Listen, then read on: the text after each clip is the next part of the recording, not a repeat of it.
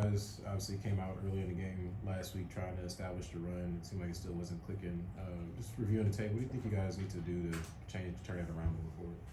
Can you say that Just again? the run game early in the game against the Panthers, it wasn't clicking. I know in the second half you had to get away from it because of the way the game went. Sure. But what do you think is still kind of missing in the run game?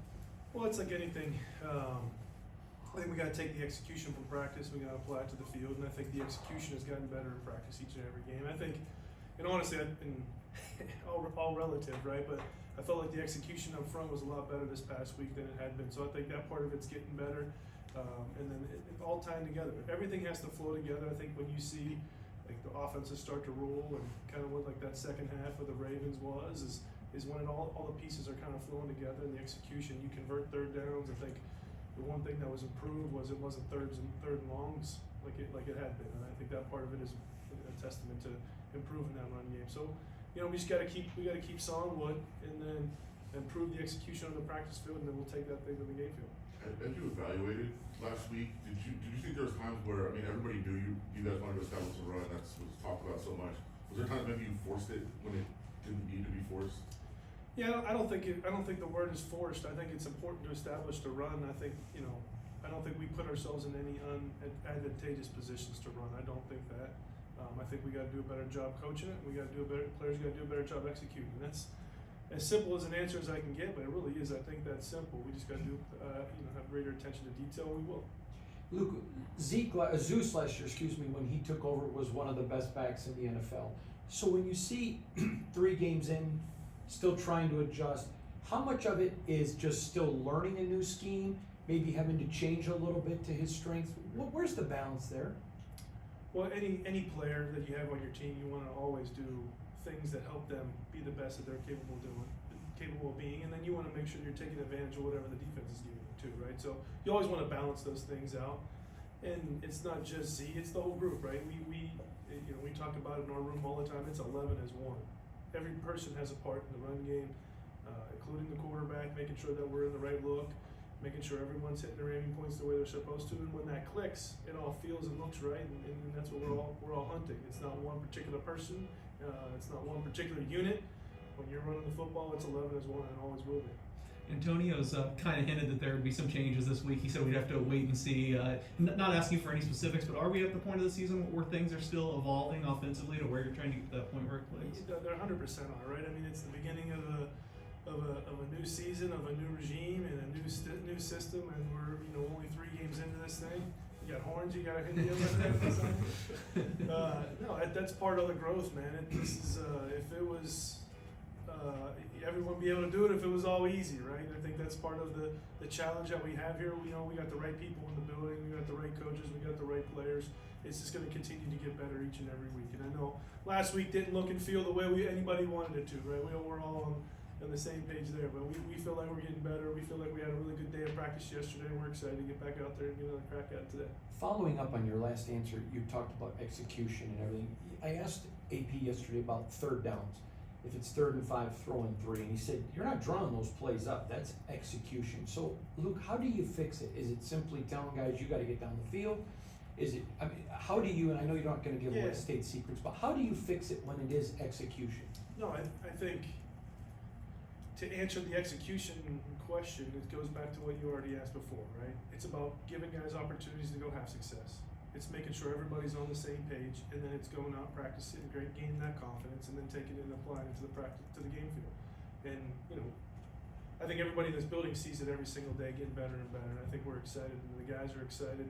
The brotherhood in that room is really strong, so we're leaning on that. It's going to keep continuing to get better. We're excited for it. Luke, a bit of deja vu for you, I'm not sure, but when DJ Glaze has to go in on that 3rd play to kind of replace Thayer, going from what you saw in training camp to that moment, what do you think is the improvements that DJ made, and also how do you think he did? I thought he did a great job. I mean, for a young guy, again, we're fortunate.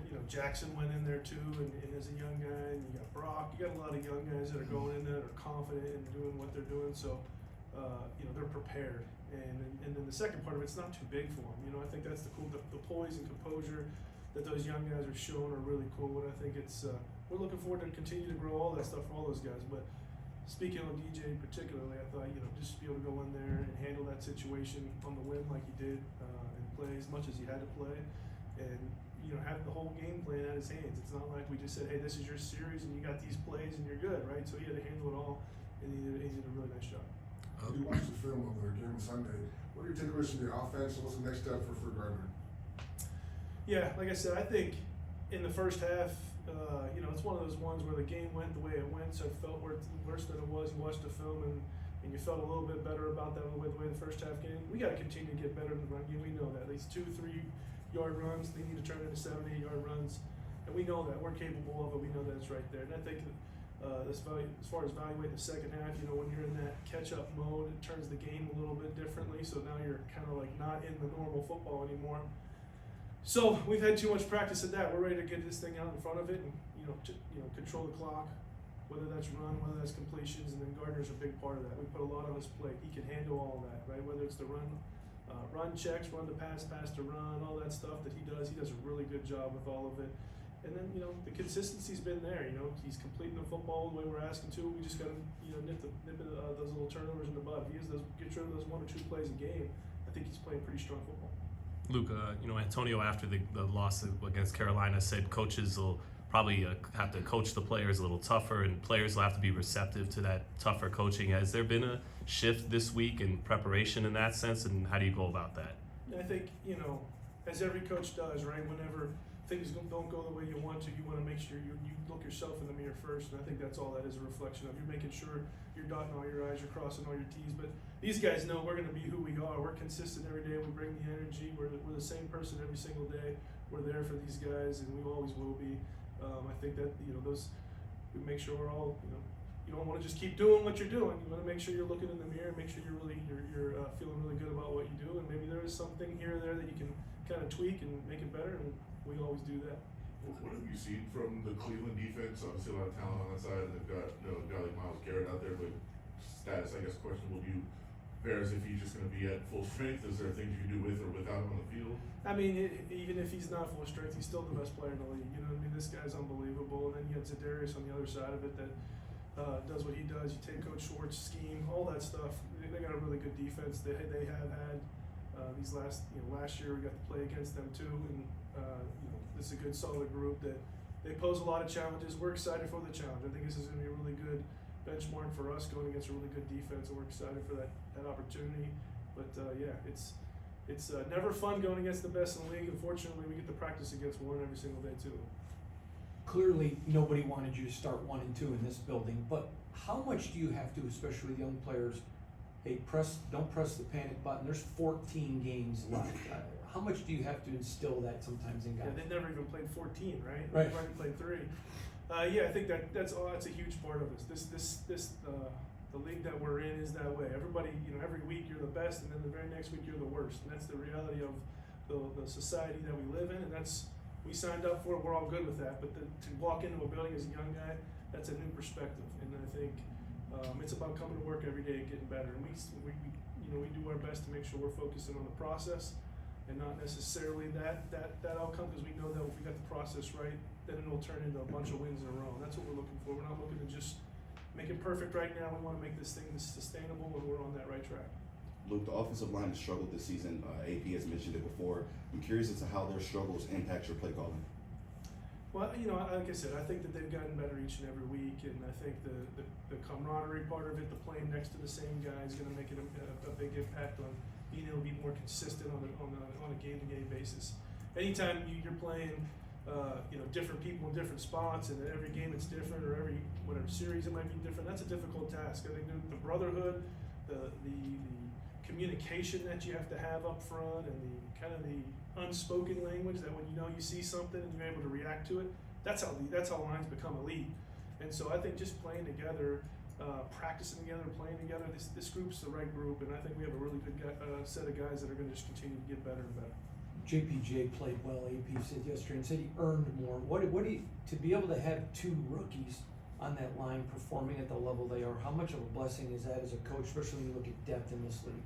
Yeah, no, I think it's a testament to Coach Krager, Coach Philbin. Those guys doing a really good job to get those guys mentally prepared for it, because it's not an easy task, right? The offensive line is a beast in this league, especially when you have the best position in the game is the defensive line right now, right? And to be able to respond to all that stuff is really cool. And the composure of those two young guys is a testament to them and their preparation, both before they got here and while they've been here. But I think the coolest part about them is their play style. I think when you see the way they're finishing, the way that they're running off the rock, like all that stuff is really cool to see. And it's just we're going to be able to lean on them more and more as the season goes on. The national narrative on a lot of the talk shows this week is offense is down, defense is so far ahead. What does offense have to do to catch up? Have you seen that? Is there a trend that you've noticed or anything that could explain it? I can't honestly say that I've looked enough around the league to say that's true or not true or whatever. I think it's a general statement for what we were just talking about. When you have a new group of guys playing together that have never played together, it takes a little time. And if that's the case, whether it's a system or whether it's an offensive line or a quarterback or whatever, I think that stuff does take time. I just reflect on my past experiences, and that's always been the case. We had the best player in the league in 19 in Green Bay, right? But our offense wasn't very good. We had Devontae, two of the best players in the league, but it just took time. And then you saw in 20, it turned into the best offense in the league. And so that stuff takes time. As long as your processes are right, as long as you're giving yourself an opportunity to go be successful in every single play, you got to continue with that, believe in that, and we do that here. Thank you. Thanks, Thanks, guys. Luke.